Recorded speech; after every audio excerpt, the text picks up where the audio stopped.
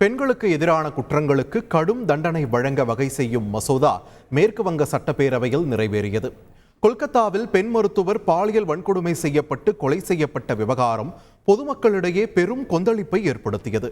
இதன் விளைவாக மேற்கு வங்க குற்ற சட்ட திருத்தம் என்ற மசோதா மேற்கு வங்க சட்டப்பேரவையில் அறிமுகம் செய்யப்பட்டது. பாலியல் வன்கொடுமையினால் பாதிக்கப்படும் பெண் உயிரிழந்தால் குற்றவாளிகளுக்கு மரண தண்டனை விதிக்க இந்த மசோதா வகை செய்கிறது. பாலியல் மற்றும் கூட்டு பாலியல் வன்கொடுமை போன்ற குற்றங்களில் பரோலில் வெளிவர முடியாத ஆயுள் தண்டனை விதிக்கவும் இந்த மசோதாவில் வகை செய்யப்பட்டுள்ளது. இந்த மசோதாவிற்கு பாஜக உள்ளிட்ட எதிர்க்கட்சிகள் ஆதரவு தெரிவித்தன.